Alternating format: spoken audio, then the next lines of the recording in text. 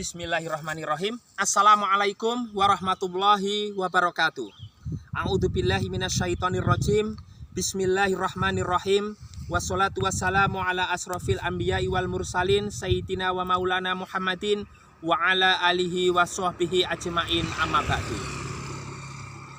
Pemirsa yang dirahmati Allah, saya Muhammad Lutfi Khairuddin pada kesempatan kali ini mengajak pemirsa untuk senantiasa memanjatkan puja dan puji syukur kehadirat Allah Subhanahu wa taala atas segala nikmat yang kita terima, baik nikmat yang bersifat jasmani maupun nikmat yang bersifat rohani.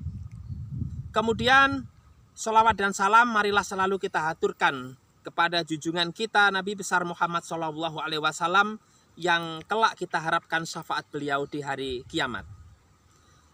Pemirsa yang dirahmati Allah, pada kesempatan kali ini saya akan membahas tentang dua tugas utama manusia diciptakan oleh Allah Subhanahu wa taala di muka bumi ini.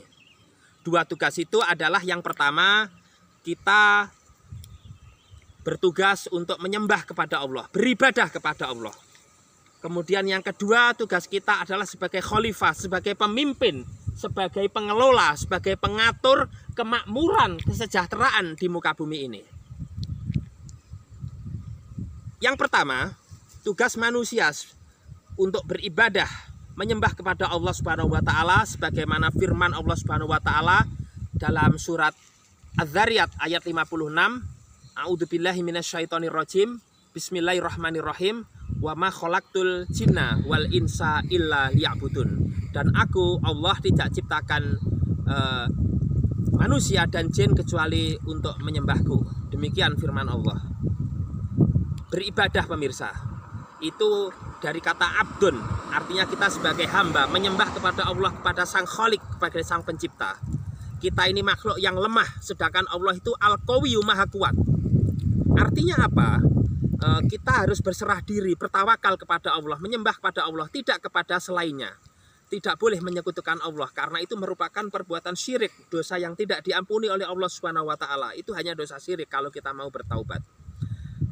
Dan kemudian ibadah di sini pemirsa, itu ada dua dimensi, ada dua jenis, ada dua macam. Yang pertama ibadah yang berupa ritual, yaitu ibadah mahdhah sebagaimana yang tersurat dalam kitab suci Al-Quran. Kemudian yang kedua ibadah ghairu mahdhah, artinya ibadah yang bersifat sosial, yang bersifat horizontal. Ibadah yang bersifat mahdhah diantaranya adalah mengerjakan sholat, yaitu sholat fardu, sholat maktubah, sholat 5 waktu yang biasa kita kerjakan sehari-hari. Itu merupakan perintah Allah kepada Nabi Muhammad ketika peristiwa Isra Mi'raj pemirsa. Jadi ketika beliau Mi'raj di Sidratul Muntaha, disitulah beliau menerima perintah sholat 5 waktu, di mana pada waktu itu beliau tidak 50 waktu pemirsa, yaitu 50 waktu pada awalnya. Kemudian setelah turun atas saran Nabi Musa alaihissalam, kemudian minta keringanan kepada Allah. Disarankan Nabi Musa kepada Nabi Muhammad, karena umat Nabi Muhammad seperti kita-kita ini, termasuk saya, adalah umat yang kecil secara fisik, kemudian juga malas, lemah pemirsa. Artinya 50 waktu tentu dalam satu hari 24 jam itu tentu memberatkan.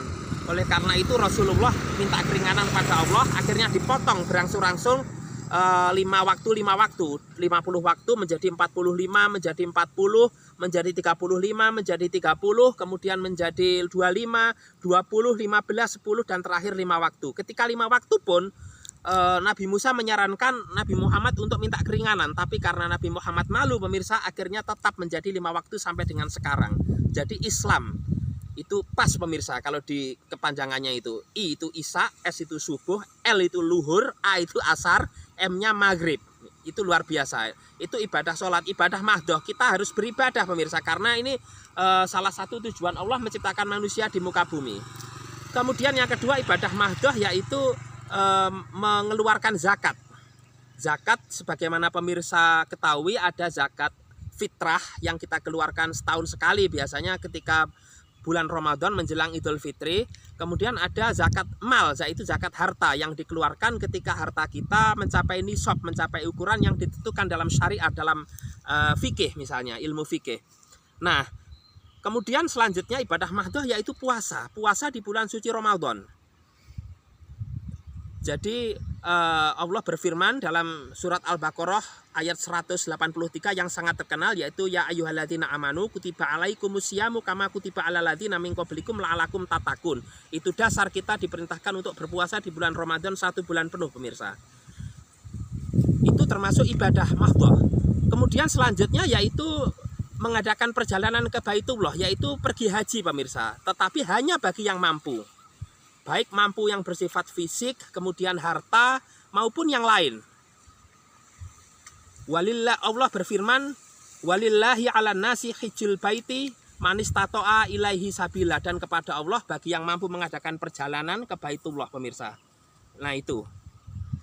Kemudian ibadah yang bersifat ghairu mahdoh, yaitu ibadah sosial. Misalnya kita bersedekah, menolong orang lain. Kemudian juga mohon maaf misalnya membersihkan halaman, membersihkan rumah, misalnya mandi, kita bekerja. Kalau itu diniati ibadah, itu ibadah, pemirsa. Bahkan senyum aja itu ibadah, pemirsa. Senyum kepada Allah.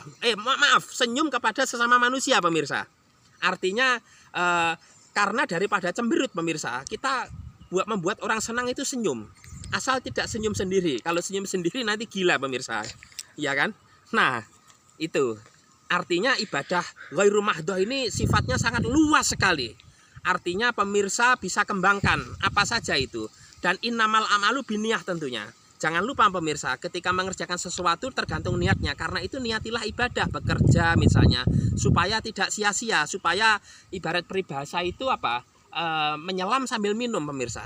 Nah, itu tugas pertama manusia, yaitu menyembah kepada Allah. Dan itu bukan hanya manusia, kepada jin pun demikian. Dulu iblis pun demikian, ketika di surga iblis juga menyembah kepada Allah, memuji kebesaran Allah. Tetapi karena sifat sombongnya tidak mau melaksanakan perintah Allah untuk bersujud kepada Nabi Adam, kemudian dia dilaknat iblis ini dan dikeluarkan dari surga.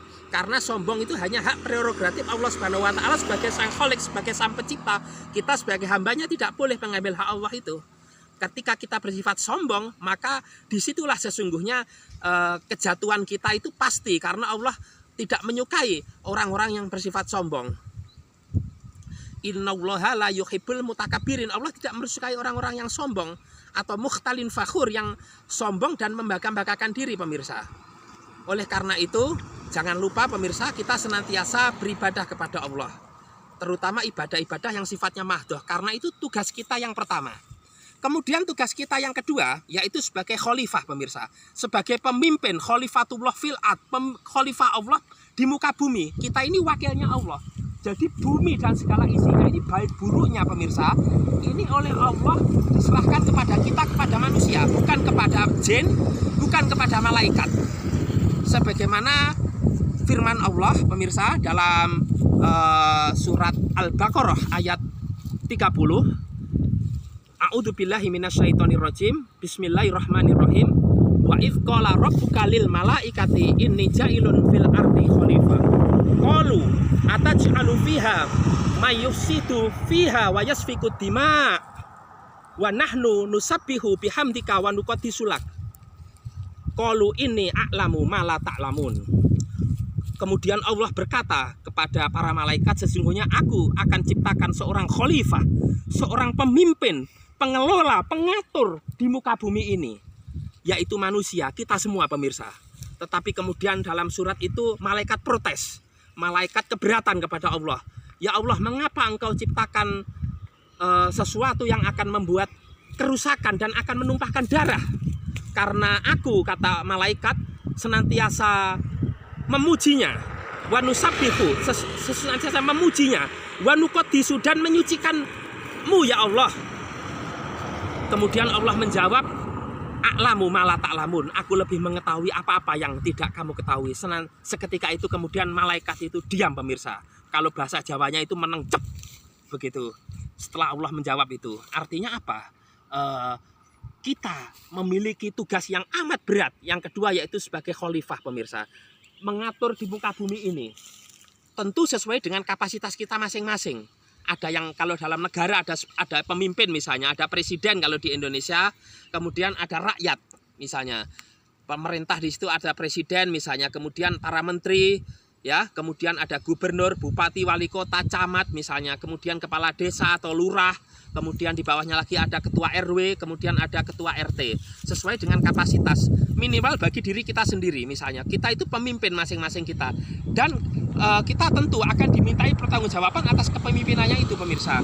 Karena Nabi Muhammad SAW bersabda, kulukum ra'in wa kulukum mas'ulun ar-ra'iyatihi. Setiap pemimpin akan dimintai pertanggungjawaban atas kepemimpinannya itu, proses kepemimpinannya itu. Kalau baik tentu akan mendapatkan balasan yang baik dari Allah berupa pahala, tetapi ketika itu jelek akan mendapatkan balasan berupa dosa, pemirsa. Nah, kemudian sebagai seorang pemimpin tentu kita juga ada rambu-rambu di sana, pemirsa, yang telah digariskan oleh Allah Subhanahu wa taala untuk tidak berlaku zalim.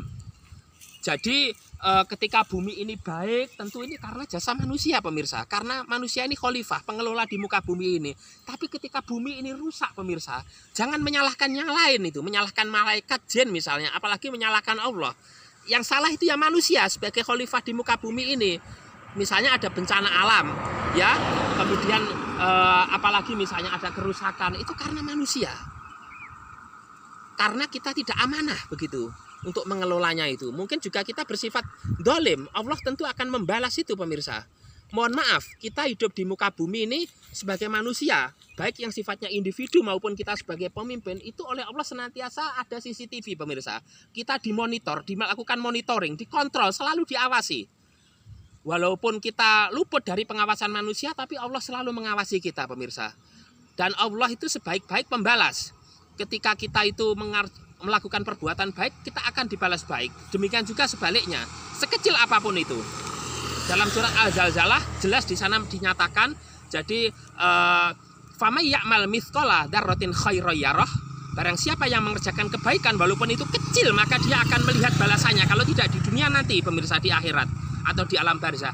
Demikian juga wa may ya'mal mithqala dzarratin syarran yarah. Barang siapa yang mengerjakan keburukan, kejelekan, kemaksiatan, dosa, kedoliman misalnya, maka akan mendapatkan balasan yang setimpal pula, karena Allah itu Maliki Yaumiddin dalam surat Al-Fatihah, yang menguasai hari pembalasan. Jadi jangan dikira kita berbuat dolim kepada orang lain, orang itu tidak tahu atau tidak kita merasa kemudian orang itu tidak membalas perbuatan jelek kita, pasti Allah yang akan membalas. Dan Allah tentu adabnya itu syadid, pemirsa, jadi sangat pedih, ya kan? Jadi syadidul iqab, siksanya itu sangat pedih. Oleh karena itu kalau kita berbuat salah kepada manusia, hendaknya berbuat dolim, hendaknya jangan gengsi untuk minta maaf, walaupun itu atasan dari bawahan misalnya, pemirsa, daripada nanti Allah yang membalas. Kita meminta ikhlasnya, kalau kepada Allah dosa kita minta ampun, kalau kepada manusia kita meminta maaf. Sama ketika baik kita kepada Allah bersyukur, kalau kepada manusia kita berterima kasih. Mudah-mudahan kita, pemirsa, saya dan pemirsa yang menyaksikan video ini bisa melaksanakan dua amanah ini dengan baik sebagai manusia. Baik beribadah kepada Allah, baik yang sifatnya mahdoh, ghairu mahdoh, ibadah yang sifatnya vertikal, mahdoh, maupun yang sifatnya horizontal, ghairu mahdoh. Ya, muamalah ma'al kholik, muamalah ma'al makhluk, hablum minallah, hablum minannas, kita bisa mengerjakan dengan baik. Kemudian juga kepada kita sebagai khalifah di muka bumi juga bisa menjalankannya dengan baik. Baik yang sifatnya individu maupun yang kita sebagai pemimpin dalam level kapasitas kita masing-masing. Yang amanah jangan berbuat dolim, melaksanakan amanah tanggung jawab khalifah itu dengan baik, supaya kita nanti selamat baik di dunia maupun di akhirat, sebagaimana doa sabu jagat, Rabbana atina fid dunya hasanah, di dunia baik, wa fil akhirati hasanah, di akhirat juga baik, masuk surga, wa qina adzabannar, dan kita diselamatkan dari api neraka. Ada kalanya baik di dunia kemudian baik di akhirat, tapi harus masuk neraka dulu. Itu tidak enak, pemirsa. Kalau mampir kok di neraka, kalau mampir di kafe, pemirsa, di rumah makan, itu enak, ya. Jangan mampir di neraka. Wah, kita ada benar. Sekian dari saya, kurang lebihnya mohon maaf. Ihdinas siratal mustaqim. Wassalamualaikum warahmatullahi wabarakatuh.